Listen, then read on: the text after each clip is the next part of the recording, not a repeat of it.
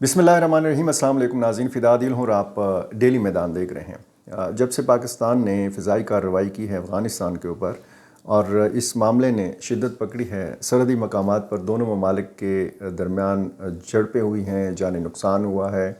उसके बाद भी कुछ हमले हुए हैं पाकिस्तान के अंदर। Der Ismail Khan tank हताला road के ऊपर जो एक ख़ुदकुश हमला किया गया, उसको बताया गया है कि जी नाकाम बना दिया गया है। ख़दशा ये है कि पाकिस्तान में ये जो शिद्दत पसंदी है ये बढ़ेगी, दहशत गर्दी के वाक़यात में इजाफ़ा होगा, क्योंकि जिस तरीके से वहाँ से बयानात आ रहे हैं, जिस तरीके से रद्द-ए-अमल अफ़गान वज़ीरों का सामने आ रहा है, तो इसमें मामला ज़ाहिर है कि बहुत पेचीदा है, बहुत हसास है, बहुत तशवीशनाक सूरत हाल है। और इसमें सबसे ज़्यादा जो नुकसान पहुंचा है वो पाकिस्तान और अफ़गानिस्तान के बीच मुज़ाकरात के अमल को नुकसान पहुंचा है। बैकडोर डिप्लोमेसी का आगाज़ किया था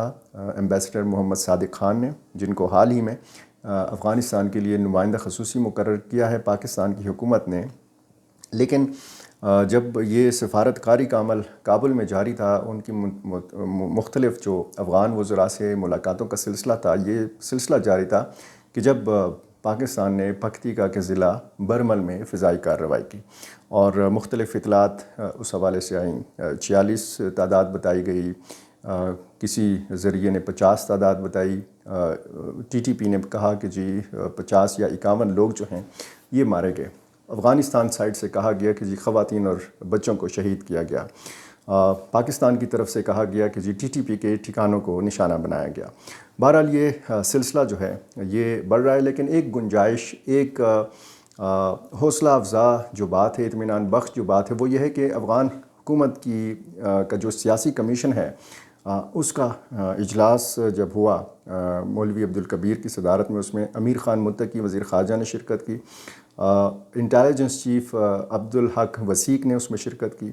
और उसमें वज़ीर इत्तलात खैरुल्लाह खैरख्वाह ने शिरकत की। बाकी भी जो मुतल्लिका हुकाम हैं अफ़गानिस्तान की हुकूमत के, उन्होंने शिरकत। एक तो इस इजलास में ये कहा गया कि जी अफ़गानिस्तान का और अफ़गान अवाम का दिफ़ा जो है ये किया जाएगा हर सूरत में, और दूसरा ये भी उस इजलास में कहा गया कि जी ख़ित्ते की जो मौजूदा एक सूरत हाल है ये इस चीज़ की मुतहम्मल नहीं हो सकती कि अफ़गानिस्तान और पाकिस्तान के बीच में इस किस्म की सूरत हाल हो। कोशिश ये होनी चाहिए कि दोनों मुल्कों के माबैन ये जो शिद्दत आई है इस मामले में, इस शिद्दत को कम किया जाए। तो कोई ना कोई कहीं ना कहीं पे गुंजाइश मौजूद है कि पाकिस्तान और अफ़गानिस्तान, खुदा न खास्ता कहीं ऐसा नहीं है कि जी वो इतने पक्के दुश्मन हो गए हैं कि वो एक साथ मुज़ाकरात की मेज़ पर नहीं बैठ सकते। वो मुज़ाकरात की मेज़ पर बैठेंगे भी, लेकिन उस वक्त तक ज़ाहिर है कि बहुत नुकसान हो चुका होगा। अब ये जो मुज़ाकरात का अमल मुतासर हुआ है, इसको दोबारा कैसे शुरू किया जा सकता है? इसमें ज़ाहिर है कि जिस तरीके से मोहम्मद सादिक ख़ान ने सिराजुद्दीन हक्कानी से मुलाकात की, उनकी मुलाकात अमीर ख़ान मुत्तकी से हुई, उनकी मुलाकात जब मौलवी अब्दुल कबीर से जारी थी जो अफ़गानिस्तान के नायब वज़ीर आज़म बराए सियासी उमूर हैं, तो उसी दौरान ये पाकिस्तान की फ़िज़ाई कार्रवाई जो है ये सामने आई। मुज़ाकरात का अमल सबोताश हुआ है, इसको नुकसान पहुंचा है, इसको कैसे आगे बढ़ाया जा सकता है ये बड़ा सवाल है। पाकिस्तान और अफ़गानिस्तान का ये जो मामला है, इस मामले का कुछ ताकतें मज़ा ले रही हैं, कुछ अनासर ऐसे हैं कि वो मज़ा ले रहे हैं। आज आप अफ़गानिस्तान का मीडिया देखें, आज आप इंडियन मीडिया देखें, तो ये पता चल जाता है कि कुछ क़ुव्वतें, कुछ अनासर ऐसे हैं कि जो पाकिस्तान और अफ़गानिस्तान को भाइयों की तरह, एक अच्छे दो पड़ोसियों की तरह इनकी जो ज़िंदगी है ये नहीं चाहते। ये चाहते हैं कि पाकिस्तान और अफ़गानिस्तान इसी तरह लड़ें।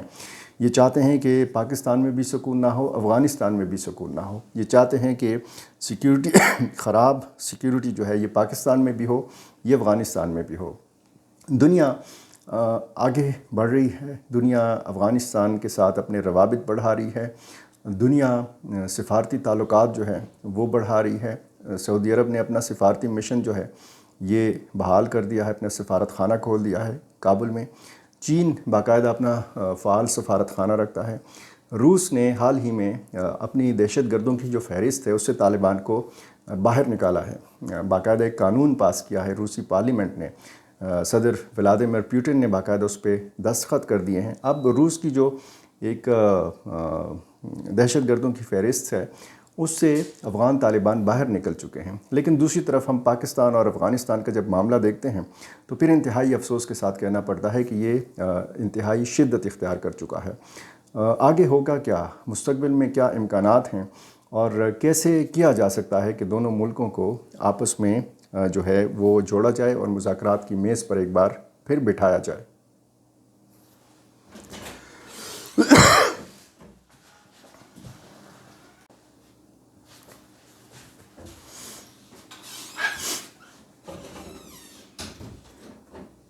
اس کے لیے ایک انتہائی اچھی تجویز یہ ہے کہ سیاسی جرگے سے کام لیا جائے۔ ایک تو قبائلی علاقوں میں آپ دیکھیں، قبائلی معاشرہ ہے افغانستان کا بھی، یہاں پہ جرگوں سے کام لیا جاتا ہے۔ اگر ایک سیاسی جرگہ تشکیل دیا جائے پاکستان کی طرف سے، ایک سیاسی جرگہ تشکیل دیا جائے افغانستان کی طرف سے، پاکستان سے سیاسی جرگے میں سیاست سے تعلق رکھنے والے جو لوگ ہیں، مختلف سیاسی جماعتوں کے لوگ ہیں جن کے وہاں پہ اچھے روابط ہیں افغانستان کے اندر، وہ اس جرگے میں شامل ہوں، علماء کرام اس جرگے میں شامل ہوں، مولانا فضل الرحمان جیسی شخصیات شامل ہوں، باقی دینی جماعتوں کی جو شخصیات ہیں وہ شامل ہوں، یہاں پہ جو افغان وزیروں کے پاکستان کے اندر اساتذہ ہیں مختلف مدارس میں، وہ اگر شامل کیے جائیں اور یہ وفد افغانستان بھیجا جائے، وہاں بھی اسی قسم کا جرگہ جو ہے وہ تشکیل دیا جائے، وہاں سے وفد آئے اسلام آباد میں، رابطوں کا سلسلہ بڑھے، تو پھر یہ معاملات جو ہیں یہ ٹھیک کیے جا سکتے ہیں۔ ایک خبر میں نے آپ کو بتائی تھی کہ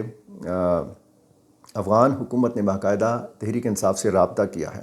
اسد کیسر نے یہ ہمارے کچھ میڈیا کے دوستوں کو بتایا تھا، اور اسد کیسر بتا رہے تھے کہ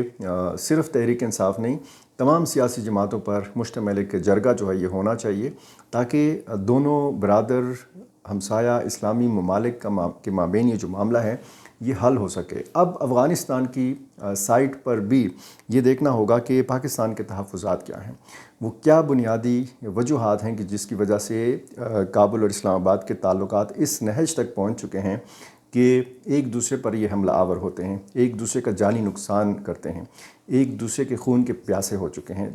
پاکستان مخالف جذبات کا جب آپ جائزہ لیتے ہیں افغانستان کے اندر، تو جب آپ مختلف لوگ ہیں افغانستان کے اندر، افغان مخالفین بھی بہت زیادہ ہیں، افغان طالبان کے مخالفین بھی بہت زیادہ ہیں، اور ایسے بھی افغان شہری ہیں کہ جو افغان طالبان کے حامی ہیں۔ دونوں قسم کے جو افغان شہری ہیں ان میں اگر ایک یکساں چیز نظر آتی ہے تو وہ پاکستان مخالف جذبات ہیں، جن کو کچھ جو 2-3-4 روز کی جو ڈیولپمنٹس ہیں اس کی وجہ سے ان جذبات کو مزید ہوا ملی ہے۔ یہ نہیں ہونا چاہیے۔ پاکستان اور افغانستان ایک دوسرے کے ساتھ جڑے ہوئے ہیں، دونوں کا مستقبل ایک دوسرے کے ساتھ جڑا ہوا ہے۔ جس طرح دنیا بھر میں مختلف خطوں میں جنگ جاری ہے، مختلف ریجنز میں جنگ جاری ہے، بچے یتیم ہو رہے ہیں، بمباریاں ہو رہی ہیں اور نسل کشی ہو رہی ہے، خصوصاً جب آپ غزہ فلسطین کی بات کرتے ہیں، اور اس میں پھر عالمی طاقتوں کا، امریکہ اور اسرائیل جیسی طاقتوں کا اور کچھ یورپی ممالک کا کردار آپ دیکھتے ہیں، انسانی حقوق کی تنظیموں کا کردار آپ دیکھتے ہیں، تو انتہائی افسوس کے ساتھ کہنا پڑتا ہے۔ آپ جس طریقے سے وقتاً فوقتاً افغانستان کے معاملات کے حوالے سے انسانی حقوق کی تنظیموں کی رپورٹس آتی ہیں، یورپی یونین کی رپورٹس آتی ہیں، کبھی اقوام متحدہ کی رپورٹس جو ہیں وہ سامنے آ جاتی ہیں، ان سب طاقتوں کو، ان سب عالمی فورمز کو فلسطین میں جو انسانی حقوق کی خلاف ورزیاں ہیں یہ نہیں نظر آتی۔ تو پاکستان اور افغانستان نے خود یہ سوچنا ہوگا، خود یہ دیکھنا ہوگا کہ کس طریقے سے یہ جو معاملات ہیں ان کو ٹھیک کیا جا سکتا ہے، کس طریقے سے اس آگ کے اوپر ٹھنڈا پانی ڈالا جا سکتا ہے۔ شیخ ہیبت اللہ کا تازہ حکم نامہ جو ہے وہ سامنے آیا ہے، ذبیح اللہ مجاہد نے اس حوالے سے بتایا ہے، اور شیخ ہیبت اللہ صاحب کہتے ہیں کہ ان تمام کھڑکیوں کو بند کیا جائے افغانستان کے اندر کہ جہاں سے پڑوسیوں کی خواتین نظر آتی ہوں۔ اس کا مطلب یہ ہے کہ شیخ ہیبت اللہ اخندزادہ کو بہت سارے جو دیگر قومی معاملات ہیں ان کے بارے میں یا تو بتایا نہیں جاتا یا وہ قصداً کچھ معاملات پہ بات نہیں کرنا چاہتے۔ اب پاکستان اور افغانستان کا جیسے معاملہ ہے، ہونا یہ چاہیے تھا کہ شیخ ہیبت اللہ جو سپریم لیڈر ہیں ان کی طرف سے کوئی بیان سامنے آ جاتا اور کوئی خیر سگالی کا پیغام ہوتا، دونوں ملکوں کے عوام کی بہتری کے لیے ہوتا، لیکن شاید شیخ ہیبت اللہ صاحب کچھ اور معاملات میں مصروف ہیں، اس لیے اس جانب ان کا یا تو خیال نہیں گیا یا وہ سمجھتے ہیں کہ یہ ان کی ذمہ داری نہیں ہے۔ بہت شکریہ۔